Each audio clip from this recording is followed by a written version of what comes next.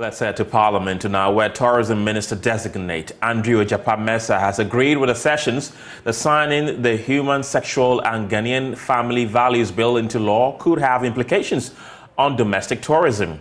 There have been raging concerns, especially about the impact of the bill on Ghana's economy.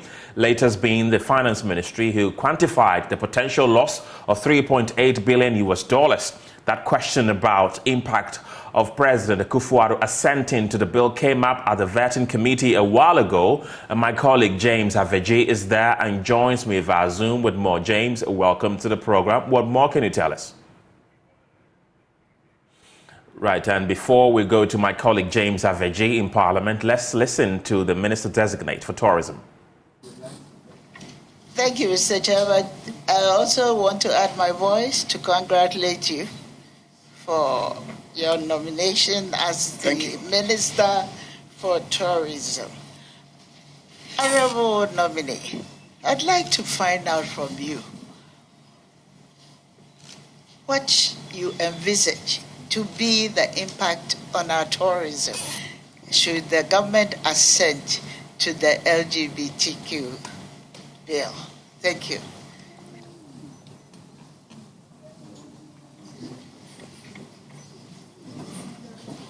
Mr. Chairman, that's a difficult one.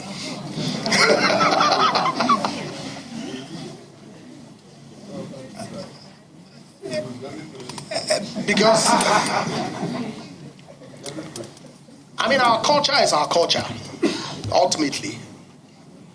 And so if people want to experience our culture, it really shouldn't matter whether we are opposed to a certain lifestyle within our cultural setting.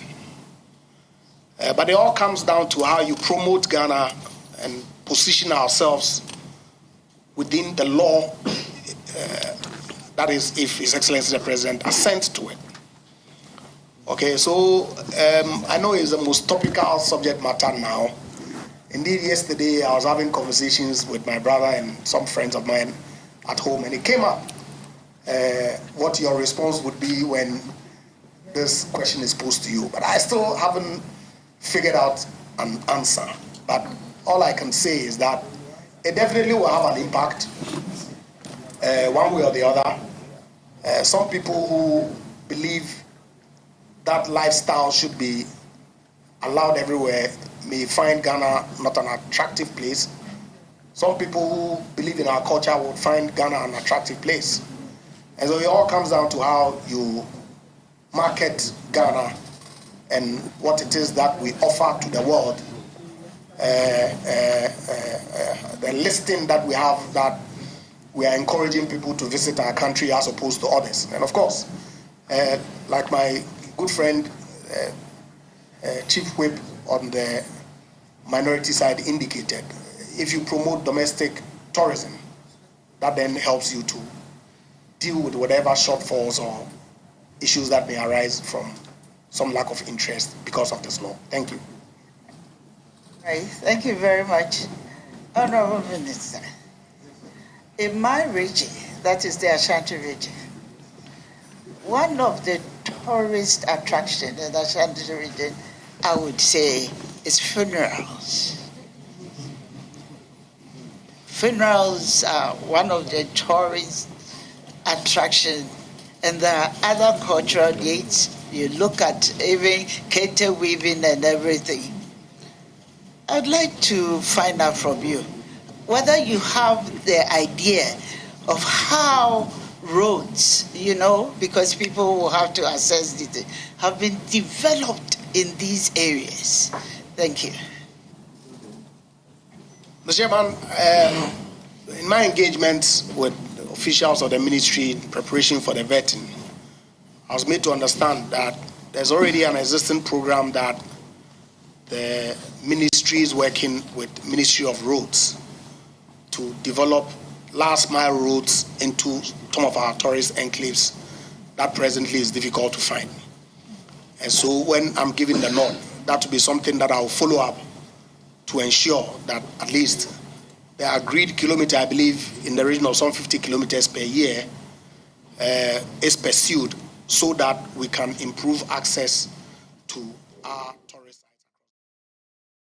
We stay a while in Parliament as a member of the House for the Pusiga constituency, Ladi Ayamba, is urging the government to eliminate all remaining taxes on sanitary pads.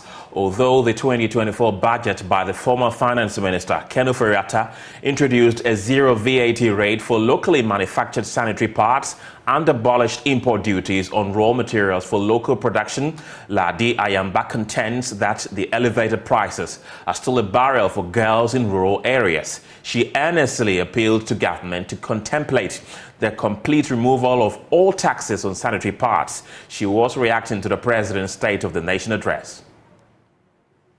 Mr. Speaker, we are talking today about tax exemption on sanitary pads. We are not talking about tax reduction or what. They should just remove it completely. A girl of 10 years has to use sanitary pads, and you say you are removing taxes from local ones or those important. Whichever way you are doing it, no, we don't want the tax on it at all. We don't want the tax on it. These are girls. Most of them are not like those that you see in places that you would think that they can afford money to buy. And coming just from a program, the tax officer who presented made us understand that even after all those taxes, you will be buying one box of sanitary pads, just a small pack of sanitary pads, the cheapest, 20 Ghana cedis. Where is that person at Zuarungu going to get that 20 cedis? Away from Parliament, President Akufo-Addo has reassured the international community of Ghana's unwavering commitment to upholding human rights despite the recent passage of the Anti-LGBTQ Bill. Addressing concerns during a diplomatic engagement, the president emphasized Ghana's consistent adherence to the rule of law and respect for human rights throughout its history. The president clarified that the bill is currently facing a legal challenge at the Supreme Court, and therefore, until a decision is reached through due process, no action will be taken by his government regarding the private member's bill. Your Excellencies, I'm aware that last week's bipartisan passage by Parliament of the Proper Human Sexual Rights and Ghanaian Family Values Bill on a private member's motion has raised considerable anxieties in certain quarters of the diplomatic community and among some friends of Ghana that she may be turning her back on her hitherto enviable, long-standing record on human rights observance and attachment to the rule of law. I want to assure you that no such backsliding will be contemplated or occasioned. I think it will serve little purpose to go at this stage into the details of the origin of this proposed law, which is yet to reach my desk. But suffice it to say that I have learned that today a challenge has been mounted at the Supreme Court by a concerned citizen to the constitutionality of the proposed legislation. In the circumstances, it would be as well for all of us to hold our hands and await the decision of the court before any action is taken. The operation of the institutions of the Ghanaian state will determine the future trajectory of the rule of law and human rights compliance in our country. Development, the International Monetary Fund has declined to comment on the Anti-LGBTQ Bill passed by Parliament because it has not yet been signed into law by President Akufo-Addo. According to the fund, it is yet to undertake an economic and financial assessment of the law on the country. The Bretton Woods institution made this known in response to a set of questions sent by Joy Business to the IMF headquarters in Washington, D.C., the United States of America, on 4th of March. Joy Business editor George Wiafe has been explaining the underlying implications on the country's finances. Right. We sent an email to the fund asking for clarity on our program and funding.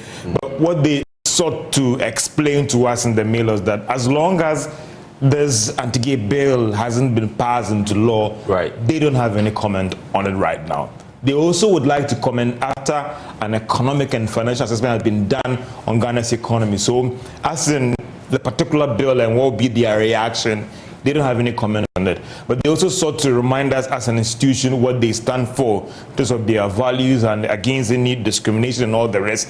And that's what they sought to explain to us in the email. So engaging them and from what they said in the email, it is not clear for now that if we go ahead to sign this bill, there will be any serious repercussions for the economy and all that, because they didn't give any indication of that sort in the email that we sought to get some clarity on what will be the impact on Ghana's program and donor support to Ghana. So even if you see the statement that the Ministry of Finance sent to the presidency, they also sought to explain that they don't have any clear directive from the fund that when you do this, but rather their concern is about the other donor partners and what could be their response. So from what we got from the fund in the email, there isn't any clear statement that sort to suggest that if we do this, this will be the implication. They are saying that if you want us to get the direct implications of what will be our response, let it be passed into law or signed into law, then we'll come and give you our response and whether you will get Fund A or Fund B or that. Meanwhile, international relations expert Ishmael Hlover has also been sharing some thoughts on this development. Yeah, being president means that he doesn't have the free environment that some of us have, and we could make comments the way we are making. He has to be very tactical in some of the utterances that he makes, because we still need the international community in terms of his agenda. Here, even in Ghana, there are two issues of interest, of our national interest, that are conflicting with one another. One is the preservation of our cultural values, and two is the promotion of our economic interest. Now, when you look at it carefully, that we have pursued the goal of economic diplomacy for a very long time, particularly under the Fourth Republic. So we have always tried to make use of available international resources as much as possible to promote local economic development. Where our economy is now, it's not that independent to be able to withstand without some of the aid, aid and assistance that the other nations give to us. So the president is being tactical in the sense that in as much as he has to appear to be dealing with the domestic pressure on him to sign the bill, he must also reassure the international community of Ghana's commitment to human rights. In fact, when you talk about human rights, it is not only the right of LGBTQ plus people that we'll be talking about. In fact, Ghana still has significant and respect for human rights. There are rights that are enshrined in our constitution. And even this, the people who are actually opposed to the bill still have the right, as it were, to go to court. So yes, he's right when he said that, yeah, we still respect human rights. We are respecting, in this context, the right of those people who are opposed to the bill to go to the court and seek justice. That is a right that is being respected. So the fact that this bill has been passed doesn't mean that all of a sudden all the progress on human rights have been thrown aside. Indeed, we still maintain our core commitment to a lot of issues on human rights, including the right of minority groups.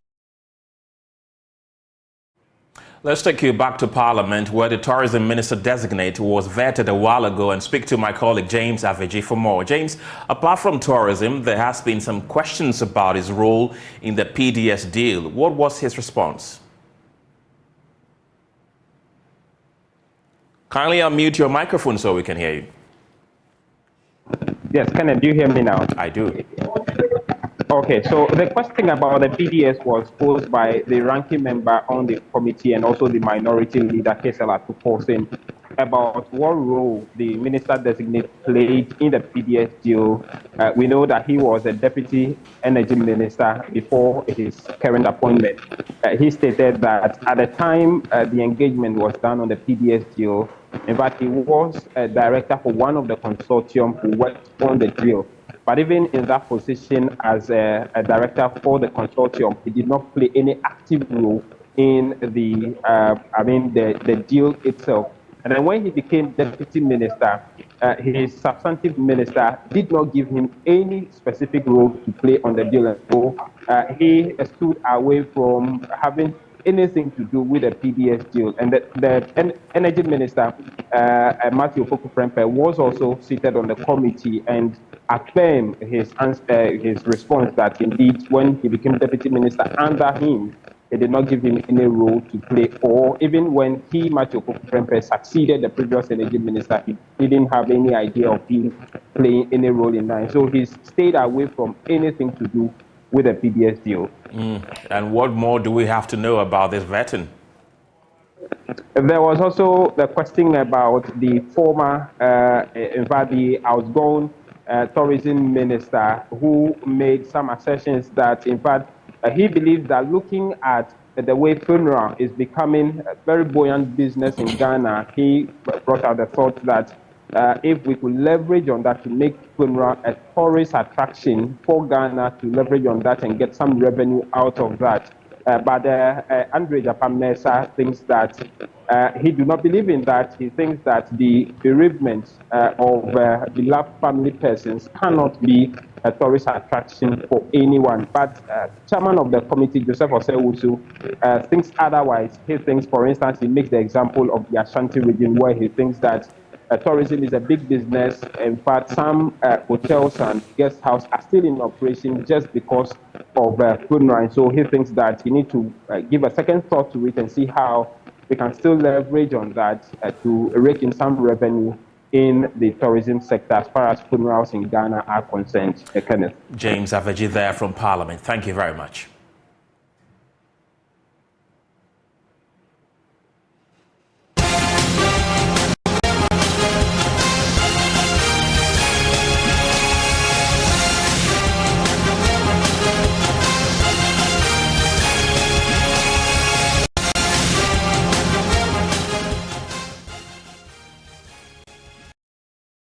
On your election headquarters this afternoon, flag bearer of the National Democratic Congress, John Mahama, has shared in the frustration of soya farmers over claims of poor pricing of their produce, following a ban in exportation of the product. According to the former president, who is also a farmer, the product, which sells at 460 Ghana cedis a bag, is unable to cover the cost of production. Mr. Mahama made the story public in support of challenges of the Soya Bean Farmers Association, who are proposing the lifting of a ban on soya bean exportation. Nana Aljima was at a town hall meeting in Tamale as part of the Building Ghana tour of the NDC and filed this report. The ban on export of soya took effect in 2021, aimed at ensuring local millers are able to have year-round supply of soya bean. The poultry industry, hitherto, the local millers faced strong competition from foreign buyers, driving prices to about 600 cedis of 100 kilogram worth of soya bean. According to leadership of the farmers, it costs between 450 cedis and 460 cedis for 100 kilogram of the product, which is unable to make up for the cost of production. They say market for the product has continued to diminish. Surely they are there to buy, but sometimes you will hear that they don't have money, they are waiting for money to come. So, and the grain is the bank of the farmer. You should be able to pick it at any moment and be able to sell to solve your problems. So if you bring it out and then say, oh, today we don't have money, it's a problem. Former President Mahama shares in their frustration as he tells the country to receive public inputs in drawing the NDC's 2024 manifesto. He explains how the present ban on exportation of the product has negatively affected his earnings. If you look at the diesel I use in the tractor, the salaries I paid my farm hands, the inputs, the weedicide and all that I bought, then it means that we're not really breaking even. But if we're allowed to export and the price went up, it will make us put more land under soya bean cultivation. It will make us expand the acreage under soya bean so that we can produce more. And when we produce more, the price will come down naturally.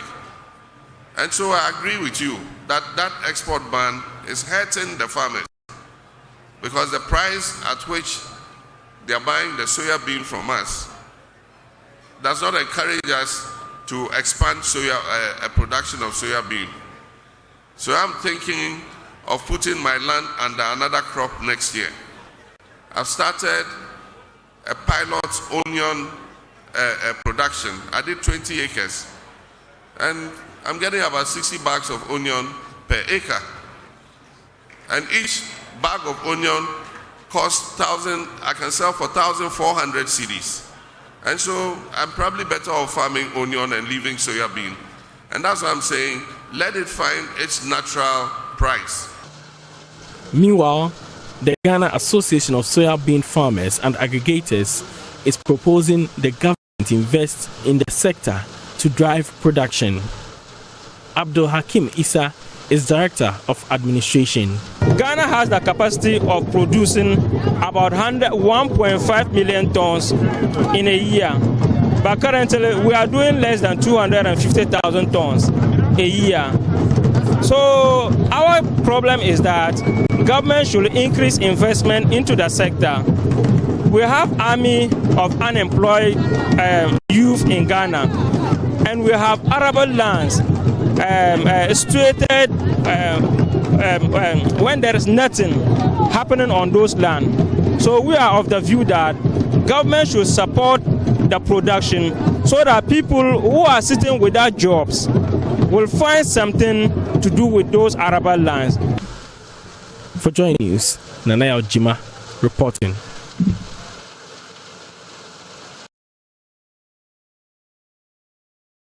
Well, let's bring you more stories this afternoon as the durability and environmentally sustainable features of historical Ashanti traditional buildings have sparked interest in investing, researching and integrating their qualities into modern architectural practices. In this Ghana Man series, Clinton Yabua highlights the potential for these forgotten structures to contribute to the evolving architectural landscape. In the quiet town of Besianse in the Joso traditional area, a deep history of rich culture and the ancient memorial is gradually getting buried in modernity. An aspect of the rich Ashanti culture which struck the early European visitors to this area was the distinct building style. All were impressed with the construction, with the design, the cleanliness and the comfort of these traditional courtyard houses, which they regarded as being well adapted to the particular climate and the particular condition of life in this area. We are here at the Besianse Shrine House in the Joso traditional area. The unique features of these buildings are embedded in their style, method of construction, traditional motifs, and rich colorization of walls and practice of traditional religion. Ironically, the only 10 buildings that have survived till today are shrine houses of some powerful deities who have interceded and protected the Asantis. This site at Besianse in the Joso traditional area houses the Yautano deity, which is profoundly revered in the Asante worship, a depiction of the traditional character of vernacular Asante's architecture. Francis Kwayiri is the Ashanti regional head of Ghana Museums and Monuments Board. For Ashanti culture, drumming and dancing is a crucial aspect of Ashanti culture. And so this place was dedicated, to the singers, and then the space over there was dedicated for the cooks, that is the kitchen, and then the drummers also have their space over there. And so this central courtyard here was used for performance by the priest, who at the time was one of the most important people in Ashanti culture. The Asante buildings were built in the wattle and daubed technology. First, a framework made of vertical timber posts linked together by horizontal members constructed around a mat platform. This is then plastered from both sides with clay. The resting walls have thickness of about 25 centimeters. Looking at these complex designs, it is evident that a lot of patience and skills are required. The architecture often consists of 4 triangular buildings and steep thatched roofs enclosing a courtyard. The high steeped pitched roof at angle of 60 degrees allows for very good efficiency and durability of the thatched roof and also ensures adequate protection of the entire building. However, in the last century, corrugated iron has replaced thatch, cement replaced the mud plaster and corp or massive mud walls, while mud bricks masonry have replaced the wattle and daubed technology. Gerard Chiom, expert heritage management of the Ghana Museums and Monuments Board, explains the environmental and climate significance of the building. This type of architecture is adapted to this climate. First of all, this is something we've forgotten. You can spend the day here, and you will never sit under the sun. Right? So there is a careful observation of the sun, the movement of the sun, and so on. So this architecture is very well adapted to the tropical environment in Africa. Look at the roof, the slope of the roof, very well adapted to the rain. All right. Look at, as I said, the space and the sitting space. Always in the shadow, always protected from the sun. So this architecture is valuable, not only because it's a relic of the past, and we definitively are interested in knowing more about the past, but also because it has probably something to bring to us and to the future. The outlines of the designs on the walls are formed from edgings of thin stripes of cane and then carefully covered with clay. The elaborate ornamentation was used for palaces, homes of worthy citizens, and shrine houses.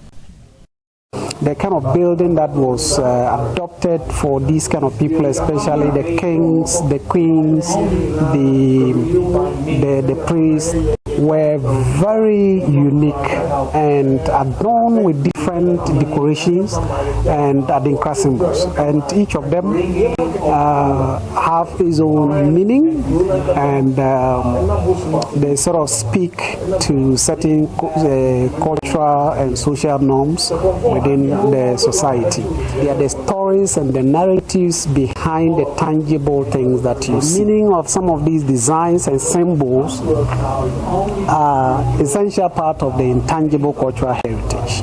Okay, so each of these symbols have its own meaning, and in order to be able to interpret heritage, you need a documentation of these ones.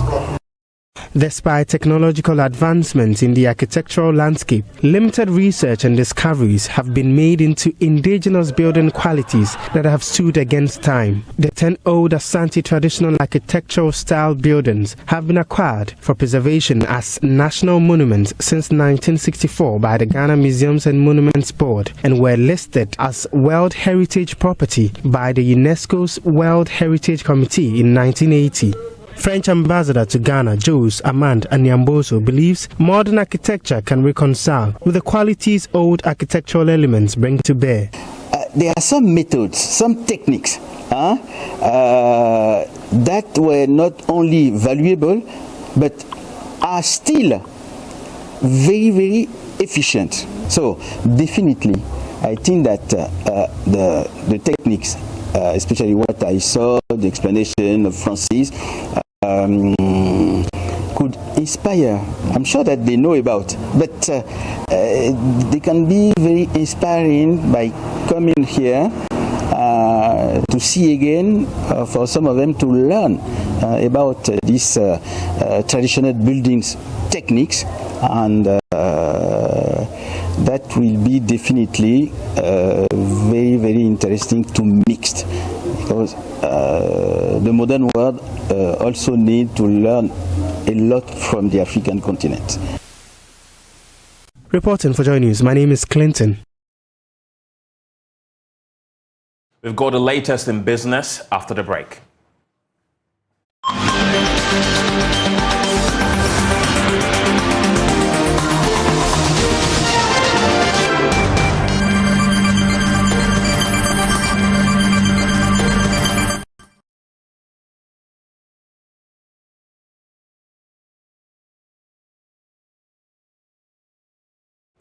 Welcome. Let's do some business stories with me, Emma Davis.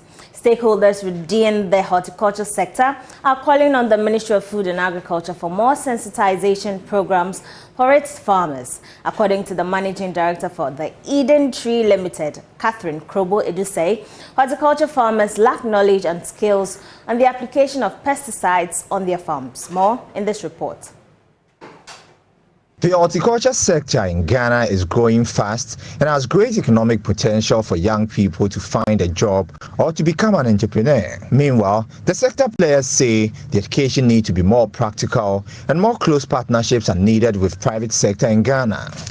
So one of the challenges is that there's not enough training for some farmers, and we have issues where farmers use more pesticides than necessary for their crops. This is not healthy for the nation. So this community gardening is starting with schools. So this is where you teach them from when they are young, so that they can take this up, grow with it, and be able to properly grow food safely for us. So this is taking care of that challenge. Ambassador of the Kingdom of the Netherlands, Jaron Veyel, pledged more support to the sector. The Netherlands is a country which is very strong in agriculture and mainly in horticulture. So growing vegetables and fruits is one of the strengths of the Dutch economy. And we have gathered a lot of experience and expertise in growing vegetables in very different circumstances. So, for example, what we are promoting is urban agriculture in urban areas where you don't need a lot of space, but with the right agricultural practices you can grow your own vegetables and tomatoes. The horticulture players say a more comprehensive and integrated approach to horticulture is key to improve the sector. James Eshen's report for Joy Business. The Chief Executive Officer of Sanitary Savings and Loans Limited, Tony Fosu, has called on the government to support microfinance institutions to improve lives in rural areas. According to him, the microfinance institutions are better placed to offer qualitative credit facilities to players in the rural economy to boost their livelihoods. Here's a report. Chief Executive Officer Tony Fosu spoke at an event to launch Sanapiabe's 30th anniversary in Kumasi. Sanapiabe Savings and Loans is 30 years old. Management, staff and well-wishing clans gathered to launch a corporate logo to commemorate the anniversary. The institution has 44 branches across the country with 600,000 clients, mostly depositors. These depositors are low-income earners and beneficiaries of social and capital support schemes of Sanapiaba. Chief Executive Officer Tony Fosu decried that the regulation of microfinance institutions is not supportive. He's calling on the government to support Sanapiaba and other microfinance institutions to help grow the rural economy. We are partners to the government for transforming the lives of these micro enterprises. Unfortunately, the structure of savings and loans institutions and the regulation is not too supportive of the very poor, especially in rural communities. And it is my plea that government and regulatory institutions team up to support institutions like Sanapiaba and other savings and loans institutions and microfinance institutions, especially those who serve rural communities where other formal financial institutions may not reach. Sometimes it appears very costly to do business in these communities. But Sanapiaba, because of the virtue of the fact that we are a triple bottom line institutions, not only focused on profitability, but also impact and scalability is something that drives us there. And these are places, areas that the government could collaborate with institutions like ourselves to reach to the very underprivileged in our society, our communities. Over 7,000 young people have benefited from the institution's apprenticeship program. Mr. Fosu lauded the 30 years of operation of Sanapiaba in supporting the sustainability of small and medium enterprises and livelihoods. He reiterated the company's focus on offering entrepreneurial support to the youth. Yes, we have been very instrumental in the lives of many of these micro enterprises, looking at these, especially market women in their communities, seeing so many of them progress from very, very little unsustainable businesses to growing very stable businesses. Our impact has cut across manufacturing, agriculture, and all the various sectors of the economy. We have this intervention whereby we pick these young potential people and put them into apprenticeship. The great news is that many of them have now become trade masters and have now started also employing a lot of these underprivileged young people. Reporting for Joy News, Clinton Yabwa. That'll be all for business. I am Emma Davis. For more business news, do log on to myjoyonline.com. Up next, it's sports. Please stay.